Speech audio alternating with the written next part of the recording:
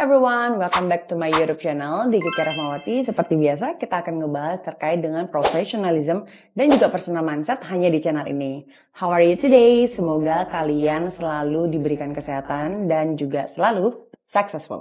Oke, kali ini kita akan ngebahas satu poin yang mungkin dari teman-teman bakal ngerasain juga nih dampak atau mungkin yang lagi bener-bener dirasain teman-teman untuk ada di posisi-posisi leader. Nah, saat ini satu poin yang memang aku pengen sampaikan ini berkaitan dengan yang namanya stress release management.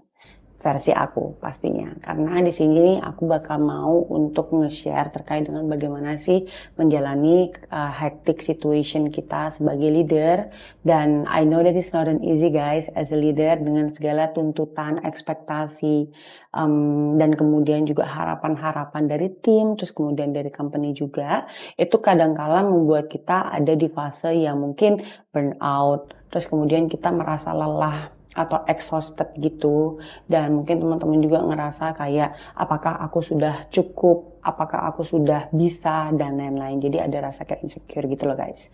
Dan aku yakini juga mungkin pembahasan yang kali ini lebih banyaknya itu berkaitan dengan bagaimana teman-teman tuh bisa merilis stres kalian, karena at some point as leader, kalau seandainya kita itu tidak bisa memanage terkait dengan emotion kita, terus kemudian stres kita juga, itu bakal berdampak jauh banyak banget ke lingkungan kerja kita atau bahkan mungkin ke kehidupan pribadi juga. Jadi mungkin teman-teman bisa nyimak, dan kalau seandainya memang kalian merasa ada beberapa hal yang mungkin kalian pengen sharing juga, boleh banget untuk komen di kolom komentar dan kita bisa berdiskusi bersama. Oke?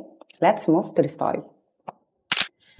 Oke, nah kali ini kita akan membahas terkait dengan stress release management. Tapi sebelum kita move dulu ke stress release management dan langsung ke topik-topiknya, mungkin aku pengen menjelaskan sedikit kenapa kok bisa yang namanya stres ini muncul dalam pribadi kita. Jadi secara saintis dan lain-lain aku tidak membahas ke sana ya, tapi kita mungkin ngebahas terkait dengan bagaimana cara kita bisa merasakan stres dulu versi aku as a human, sama seperti kalian, dan ini sebagai orang awamnya. Jadi biasanya stres itu muncul pada saat kita itu merasa tertekan guys. Jadi kalau seandainya teman-teman nih ngerasa tertekan, atau mungkin teman-teman juga ngerasa ada di situasi yang memang berhimpitan, kalau kesana salah, kesini salah, dan itu kan pasti ada tuntutan juga untuk diri kita bahwa kita harus bisa. Nah itu loh yang maksud aku stres dalam manajemen kali ini dengan leader tuh ada dan muncul juga. Jadi kalau dari aku sendiri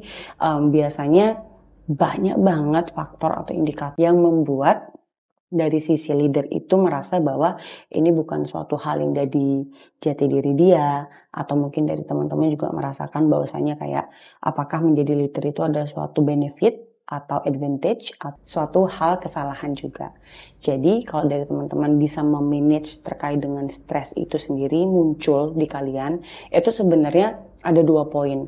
Either memang teman-teman memang bisa mengkontrol itu semua, atau memang teman-teman hanya membiarkan stres itu aja dan kita deny akan stres itu. Mungkin agak sedikit klise sih, gimana maksudnya deny dengan yang namanya stres, which is kita tahu alarm tubuh kita itu seperti apa. Jadi alarm tubuh biasanya kalau versi aku tahu kalau seandainya aku tuh bakal sakit. Contoh ya, aku tuh bisa ngerasain gimana caranya dari tubuh alarm aku, kayak misalkan dari kepala, terus kemudian perut, terus kemudian kaki, atau mungkin pikiran dan lain-lain. Aku tuh bisa merasakan bahwa oh misalkan nih aku udah capek banget dengan kayak exhausted gitu, atau kecapean atau kelelahan di minggu ini, minggu depan tuh aku pasti akan merasakan bahwa itu suatu hal yang kelelahan yang cukup signifikan. Dan di saat itu sudah terjadi, aku tuh bisa memprediksikan kalau seandainya oh I think kayaknya minggu depan aku bakal sakit. Tapi bukan suatu sakit yang di planning ya, tapi di sisi lain kayak kalian tuh tahu bagaimana cara alarm tubuh kita tuh bisa lock dengan diri kita. Aku sempat dengar juga kalau seandainya ada beberapa hal yang berkaitan dengan cakra, terus kemudian aura, terus kemudian berkaitan dengan mindfulness dan lain-lain gitulah ibaratnya, itu bisa dipelajari banget guys. Dan mungkin aku butuh PR banget untuk membaca dan membuat atau mungkin mengikuti dengan hal-hal seperti itu. Tapi apa yang aku terapkan saat ini itu adalah bagaimana cara kita untuk bisa connect dengan diri kita sendiri. Karena ibaratnya nih, misalkan A gitu, capek banget ngerasanya udah kayak penat, mungkin udah sampai ke burnout, tapi dipaksa terus seperti mesin, oke? Seperti mesin dipaksa terus, pastinya itu bakal ada yang namanya kerusakan. Entah kerusakannya itu adalah pikiran, tubuhnya, fisik, mental, atau apapun itu pasti akan ada kerusakan. Karena kenapa? Segala apapun yang kalian paksa, itu suatu hal yang buruk akan terjadi setelah itu. Karena kita tuh sebagai manusia kita punya perasaan, kita bisa ngerasain capek, lelah, which is as a leader, which is fine, nggak apa-apa banget sebagai leader kalian merasakan kelelahan dan juga rasa capek untuk menjalani operations kalian. Karena menurut aku sendiri, sebagai leader kalian juga harus memahami bahwasanya ada beberapa faktor yang membuat hal itu tuh jauh lebih penting untuk kalian bisa rasakan dengan yang namanya kontrol secara alarm tubuh itu. Nah, kenapa aku sangat menyarankan ini juga teman-teman bisa lakukan? Karena dari stres yang muncul sampai dengan alarm tubuh itu suatu hal yang berkesinambungan. Karena kalau seandainya stres itu kan pikiran. Dan aku nggak tahu dari teman-teman mungkin merasakan bahwa kalau seandainya dari pikiran kalian aja udah rusak misalkan. Bukan rusak yang kayak gimana ya, tapi maksud aku udah tidak bekerja dengan baik. Kalian tidak bisa berpikir dengan jernih. Kalian benar-benar rasa kayak ibaratnya kerjaan tuh semuanya penuh tapi kalian nggak tahu harus startnya dari mana. Nah itu juga salah satu hal yang bisa memicu yang namanya burnout. Makanya aku bilang bahwa kalian harus bisa tuh mengkoneksikan diri kalian untuk tahu bahwa pikiran kalian lagi nggak baik-baik aja atau nggak seperti biasanya gitu. Mungkin chill sedikit dan teman-teman mungkin chillnya hal yang simpel misalkan kayak ngopi, mungkin sebat gitu kan atau nge-vape atau mungkin beli jajan sesuai dengan apa yang kalian mau, habis itu rehat, habis itu kalian balik lagi. Nah itu salah satu hal yang mungkin bisa dijadikan acuan juga ya buat teman-teman. Dan setelah dari semua sudah berjalan, di saat kalian udah tahu diri kalian ada di titik mana, nah mulailah beberapa tips and trick yang mungkin aku bisa sampaikan sekarang. Dan setelah kalian sudah mengetahui dari stres itu muncul sampai dengan kalian mengkoneksikan dalam tubuh kalian saat ini, kita akan ngebahas terkait dengan practical apa aja sih yang aku lakukan kalau seandainya aku merasakan stres itu sendiri. Oke, kita masuk ke dalam poin pertama. Oke, kita akan membahas terkait dengan poin yang pertama. Poin yang pertama itu adalah istirahat. Oke, jadi istirahat ini bukan istirahat yang 8 jam, 6 jam gitu ya, tapi istirahat itu adalah yang dimana kalian memberikan fase istirahat kepada pikiran kalian, fisik kalian, dan melepaskan segala rutinitas yang membuat kalian cukup penat. Oke, dengan cara kayak gimana Kak istirahatnya kayak gitu. Nah, aku biasanya mengaplikasikan istirahat ini itu dengan cara mendistraksikan dengan adanya hobi. Oke, mungkin kalau seandainya hobi teman-teman tidur ya which is ya udah itu adalah hobi kalian dan itu salah kalian untuk mengaplikasikan terkait dengan istirahat itu sendiri. Cuma maksud aku kenapa aku apply-nya dengan yang namanya hobi, aku tuh bisa mendistraksikan sedikit gitu loh terkait dengan apa yang menjadi beban pikiran aku, terus kemudian apa yang menjadi pikiran-pikiran yang membuat aku tuh overthink atau mungkin ada beban-beban pikiran yang dimana aku tuh nggak bisa fokus dengan diri aku sendiri. Jadi kalian harus men-setup itu semua dengan adanya fase istirahat ini. Karena kenapa kita itu butuh yang namanya fase istirahat ini atau punya aktivitas lain selain dari yang membuat kita penat ya. Karena ibaratnya kayak gini, teman-teman kan bakal ada yang namanya lari. Ibaratnya kayak kehidupan nih, arena kita untuk lari lah ibaratnya. Terus kemudian teman-teman itu ngerasain lelah, ngerasain haus, ngerasain capek, ngerasain kalian butuh makan atau apapun itu di luar dari aktivitas lari kalian. Of course itu adalah satu hal yang memang kalian bisa lakukan dan itu hak kalian juga. Karena di sisi lain seperti yang aku tadi bilang di awal bahwasanya apapun yang kalian paksakan akan menjadikan hasil yang kurang maksimal juga. Jadi Buat apa kalau seandainya kalian udah tahu kalian sudah ada di titik limit kalian, kalian masih paksakan juga, mending istirahat dulu. Chill dulu sebentar, take your time, and then after that actually if everything actually goes well dan kalian udah cukup ready di sana, kalian bisa balik lagi dengan aktivitas kalian dan juga rutinitasnya. Jadi kalian itu memberikan fase istirahat buat kalian itu menjadi kayak oh okay, this is Kiki right now. As a human yang menjalankan hobinya, entah itu mau olahraga atau apapun itu, terserah kalian. Tapi istirahat fase ini adalah sangat penting dilakukan untuk teman-teman yang memang sudah ada di fase larinya terlalu cepat dan kalian lupa untuk berhenti dan ngerem. Dan ini adalah fase istirahat kalian. Jadi aku sarankan ini dilakukan dan kalian juga punya rasa kesadaran lah I could say, karena kalau seandainya kalian nggak sadar dan kalian merasa enggak kok aku nyaman dengan fase ini, dengan fase speed ini dalam bekerja dan lain-lain, well trust me, kalian pasti akan ada titik di mana kalian langsung crash, jadi bener-bener sakit lah, entah mungkin dari teman-teman kurang bisa punya yang namanya tidur yang berkualitas dan lain-lain. Jadi I think that's something that you can try and then let me know actually if it works for you. Oke, kita akan masuk ke poin yang kedua. Oke, kita masuk poin yang kedua. Jadi sekarang kita akan ngebahas terkait dengan yang namanya olahraga yang teratur. Kenapa sih olahraga itu suatu hal yang selalu digaungkan dengan teman-teman yang ingin melakukan yang namanya stress release. I mean of course kalau seandainya olahraga itu akan ada yang namanya hormon endorfin yang keluar.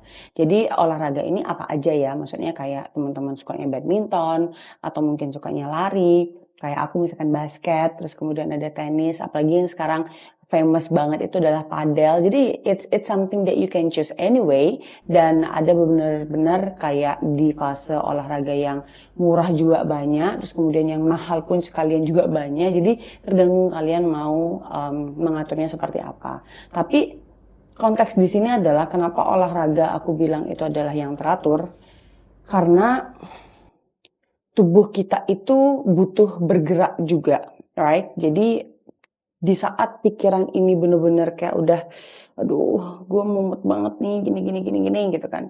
Dan di saat kalian itu punya releasing stress yang kalian bener-bener bisa bergerak, ibaratnya how can I say, physical movement, itu bakal ngebuat kalian tuh jauh lebih bugar gitu loh. Dan dimana kalian tuh bakal ngerasa lebih happy juga, karena kalian kan bakal keringetan, terus kemudian hormon endorfin kalian juga bertambah. Dan apalagi kalau misalnya kalian memilih olahraga yang bergrup atau bertim. Kayak misalkan lari itu kan individu ya, which is nggak apa-apa juga kalian lakukan, karena aku juga melakukan kok. Tapi kayak misalkan akhir-akhir ini tuh aku suka banget yang namanya badminton, basket, terus kemudian at some point aku suka banget yang namanya how can I say, tenis. Tapi tenis itu nggak terlalu sering, tapi untuk mengetahui dan apakah aku bisa suka atau enggak itu suatu hal yang patut dicoba sih. Jadi teman-teman juga silahkan untuk mau dicoba, karena olahraga ini sangat efektif banget. Dulu aku nge-gym juga, tapi kayaknya sekarang aku lebih pengen yang bergerak, lebih banyak kardio gitu loh. Jadi apalagi dengan tim, jadi aku lebih ngerasa kayak punya teman baru juga. Apalagi kalau kalian bisa join di beberapa olahraga yang memang ada community-nya, itu sangat ngaruh banget dengan perkenalan orang baru, dan distraksinya tuh jauh lebih natural juga, karena teman-teman kan ngejalanin olahraganya dengan fun, terus ketemu juga dengan orang fun, abis itu udah deh kalian bisa spending time kurang lebih mungkin sejam sampai dengan 2 jam, which is nggak terlalu yang lama-lama banget. Tapi kalau seandainya emang kalian nggak punya banyak waktu, ya nggak apa-apa, mungkin bisa treadmill di rumah. Kalau seandainya emang kalian punya walking path kayak gitu, 30 menit juga nggak apa-apa. Dan kemarin juga aku melakukan cardio kayak model Zumba gitu, which is fun banget, dan kayak kenal dengan ibu-ibu yang sangat hyper aktif, aku bisa bilang, dan itu membuat dan memotivasi aku untuk terus pengen melakukan hal-hal itu lagi. Jadi makanya kenapa aku sangat menyarankan hal ini, karena it really works for everybody that I know so far, dan aku harapkan ini juga works buat kalian. Jadi sekarang jangan punya alasan mager lagi, karena menurut aku di saat kalian bisa untuk mendisiplinkan diri kalian lebih tepatnya, untuk melakukan sesuatu hal, I think that's something that we call it disiplin yang bagus untuk kita start, apalagi untuk di olahraga ini. So, good luck and then choose about the sport that you like, okay? Poin yang ketiga, dan mungkin ini adalah menjadi poin terakhir yang mungkin aku bisa sampaikan ke teman-teman, dan aku harapkan poin yang terakhir ini adalah poin yang bisa dilakukan dengan mudah karena kita melakukannya tiap hari, which is adalah bernafas dan mengkontrol nafas itu. Atau mungkin juga ditambahkan dengan yang namanya meditasi. Atau juga bisa ditambahkan dengan adanya self-talk gitu. So, kenapa aku membahas hal-hal ini berkaitan dengan breath working, terus kemudian berkaitan dengan meditation dan juga self-talk, karena ada beberapa hal yang kadang kita itu tidak memahami diri kita sendiri. Okay, as a leader, it's quite challenging for us to understand a lot of people under our organizations, which is our subordinate, dan kalian kadang harus membuat kayak kastil perfeksionis dengan adanya KPI atau apapun itu kepada orang lain. But at some point, as a leader kita juga kadang lupa gitu sama diri kita sendiri. Misalkan kita punya yang namanya diri kita yang lagi capek. Kita nggak tahu bagaimana cara nge-treat kitanya juga. Dan kita juga nggak tahu bagaimana cara kita untuk bisa memperlakukan diri kita dengan baik, padahal kita melakukan itu untuk orang lain. Nah, makanya kenapa aku bawa poin breathworking, terus kemudian ada meditation dan juga self-talk, supaya kalian juga bisa melakukan hal itu untuk diri kalian sendiri. Kenapa ini hal yang dulu aku tidak lakukan dan aku sudah lakukan, dan it works so much actually, especially for me as a leader yang cukup punya intensitas ngobrol tuh banyak banget sama teman-teman, dan at some point di saat memang ada obrolan yang itu bukan berujung baik atau bagus hasil outputnya, kalian pasti akan merasakan emotional. Okay, as a leader, from my perspective, good leader actually someone that has the emotional intelligence yang stabil. Kenapa? Di saat kalian marah, di saat kalian juga merasa kesel atau apapun, di saat kalian benar-benar meledakkan semua emosional kalian di depan banyak orang dan memberikan kalimat-kalimat kebun binatang mungkin ya sampai, itu adalah contoh leader yang menurut aku tidak bisa mengkontrol terkait dengan emotional intelligence-nya sendiri. Nah, aku biasanya melakukan hal itu dengan adanya self-reflections atau mungkin self-talk kepada diri aku. Biasanya aku dulu ya yang benar-benar aku sampai mungkin ingin sekali melepaskan micromanagement dari karakter leadership aku dengan cara aku biasanya itu agak malam sebelum tidur. Aku puk-puk nih diri aku kayak, hey Kiki, how are you, how's your day, dan lain-lain. Jadi terkesannya kayak, ih ngapain sih ngelakuin kayak gitu. Cuman di sisi lain coba deh, kalau teman-teman tuh bisa berbicara dengan diri kalian sendiri itu asik. Jadi kayak, hari ini tough banget ya, sabar. Mungkin mereka juga seperti ini, dan lain. Aku mencoba untuk mengafirmasikan dalam pikiran aku bahwa tidak melulu hari itu selalu baik dan having good day. At some point, actually bad day, something becomes storm, that something that will be coming, especially as a rainbow.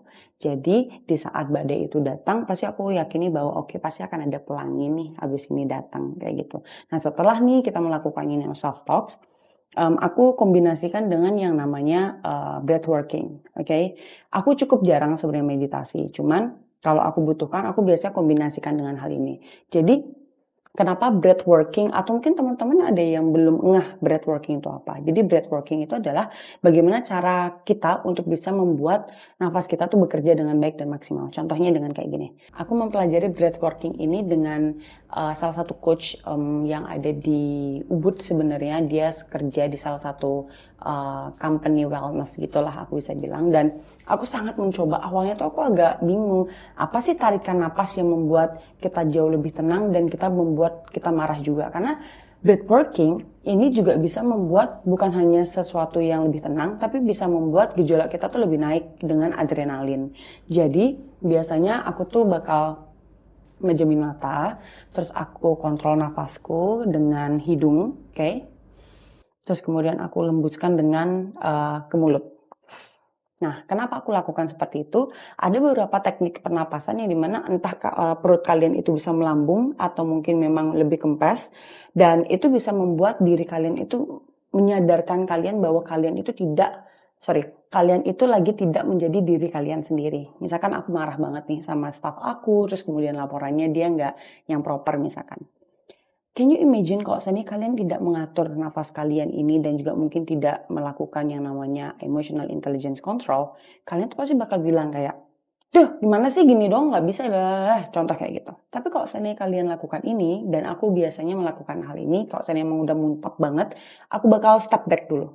Aku bakal jauhkan energi emosional yang aku miliki kepada orang lain. Karena what something that I believe is about energy. Jadi teman-teman itu misalkan nih aku lagi marah banget, pasti teman-teman sekitar kalian tuh bisa ngerasain energi kalian kayak, oh oke, Kiki kayaknya lagi emosi nih.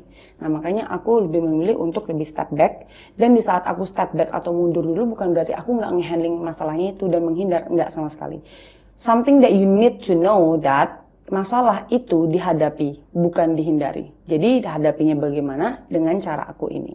Jadi aku bakal step back dulu, aku kontrol nafas aku dengan kayak, kenapa sih orang kayak gini?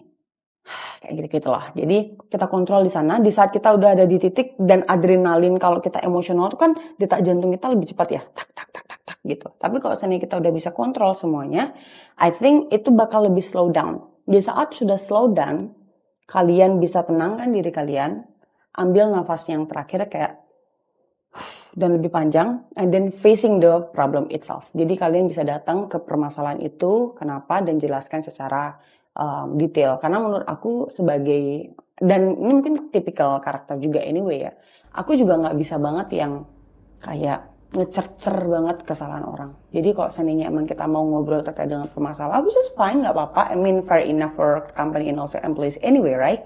Cuman the way cara kita untuk berperilaku itu, aku bisa mengkontrol diri aku, tapi aku tidak bisa mengkontrol orang lain. Nah, jadi dengan semakin bertambahnya usia dan mawas diri yang aku lakukan juga, dan self-reflection ya, terkait dengan leader itu bisa salah juga kok. Jadi makanya aku lakukan yang namanya breathworking ini, supaya aku supaya aku juga punya quality as a leadership that can be example or as a role model actually for my staff as well. Karena balik lagi, yang tadi aku sampaikan di awal, bahwa leader itu adalah seseorang yang banyak banget dituntut. Harus bisa timnya rapi, harus bisa timnya penuhi KPI, harus bisa ini, itu, dan lain-lain. Kayaknya imagine banyak banget tuntutan sebagai leader. Dan kalau seandainya ada yang komplain kayak, aku gak suka sama Bu Kiki, mungkin atasan kalian langsung kayak, Ki, kenapa nih anakmu nggak gini. Bisa jadi kalian yang langsung bisa di judgment sama atasan kalian atau mungkin orang lain, hanya karena dari ekspektasi anaknya yang tidak terpenuhi dari kita kayak gitu. Jadi maksud aku kayak banyak banget tuntutan yang harus dipenuhi. But again, what something that I believe as well, it's about yourself, myself, I mean, dan apa yang bisa kita kontrol dari diri kita, gitu dulu. Jadi kalau seandainya kita sudah mencoba nih semuanya dan masih gagal, which is fine, gak apa-apa, terapkan aja untuk beberapa hal yang membuat kita lebih tenang dengan apa yang memang tadi aku sudah sampaikan untuk stress release tersebut. Dan kita bisa coba lagi untuk hari berikutnya, gagal lagi, kita coba lagi. Karena jangan sampai kalian merasa gagal dan membuat kalian tuh kayak, am I the troublemaker? Am I good enough? Am I actually able to become something for the company? Kayak gitu-gitu. Jadi do not be insecure, which is fine, gak apa-apa kalau kalian ngerasain insecure. Kalian ngerasain insecure, karena menurut aku kadang insecure itu bisa membuat diri kalian lebih terpacu aja. Tapi kalau seandainya lebih dari itu konteksnya dan itu malah membuat diri kalian bahkan lebih kayak mempertanyakan diri kalian dan eksistensi kalian, ya mending jangan ke sana pikirannya kayak gitu. Jadi menurut aku hal-hal yang memang tadi aku sampaikan juga bisa bermanfaat buat teman-teman. Again, aku pahami sebagai leader itu nggak mudah, dan mungkin ada teman-teman juga berspekulasi lebih tepatnya kayak, iya gampang banget Kiki bilangnya kayak gitu-gitu, tapi di dalam realita kita nggak bisa lakukan. Aku share ini juga itu berdasarkan dari apa yang juga aku rasakan. Jadi jadi leader itu nggak mudah, dan alasan aku juga untuk memberikan tips and trick ini supaya teman-teman pun juga bisa melakukan. Kadang di saat kita terlalu fokus untuk berlari dan kita lupa untuk istirahat, at some point kita itu juga lupa dengan diri kita sendiri itu siapa. Jadi dengan cara ini, aku harapkan aku bisa mengingatkan teman-teman diri kalian itu seperti apa dan kalian punya hak banget untuk bisa mengkontrol apapun dari diri kalian dan kalian juga bisa kalian juga bisa bermanfaat dan juga memberikan impact yang jauh lebih baik kalau seandainya kalian bisa mengkontrol diri kalian sendiri. Nah, jadi mungkin dari aku itu dulu yang bisa aku sampaikan karena stress release ini itu adalah suatu hal yang ketegangan kalian rasakan kan. Dan untuk merefleksikan atau merelaksasikan lebih tepatnya konteks dalam stress release ini ya kalian harus tahu bagaimana cara tension atau ketegangan itu bisa jauh lebih fleksibel dan jauh lebih membuat kalian cukup nyaman juga untuk bisa beradaptasi dengan lingkungan. Karena menurut aku, dan ini juga hal yang sering banget aku ngobrolin sama teman-teman manajerial sampai dengan semi manajerial bahwasanya posisi yang jauh lebih tinggi akan lebih banyak ketegangan atau tensions atau stress yang dialami juga. Karena kenapa? There are a lot of expectation, there are a lot of job description as well that we need to fulfill actually about everything towards our subordinate, right? Tapi di sisi lain dari hal yang memang kalian sudah jalankan, kalian itu nggak bisa banget memenuhi semua ekspektasi pastinya. Tapi di sisi lain ekspektasi kalian lah yang memang bisa untuk melakukan itu jauh lebih baik supaya kalian bisa mengcover semuanya dan lebih maksimal. Dan again, leader actually is also human. Jadi kalian sebagai human atau manusia pasti punya yang namanya emotional dan dari semua makhluk hidup itu juga suatu hal yang memang jadi strength point-nya kita sebagai manusia atau human. Jadi rasakan jadi leader itu seperti apa dan nikmati juga ups and down-nya.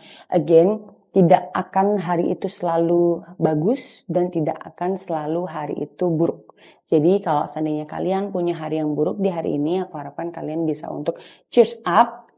Take your own time dulu nggak apa-apa, tapi besoknya kalian harus cheers up dan ya udah diselesaikan permasalahannya dan kita buat hari yang jauh lebih indah di hari berikutnya seperti itu.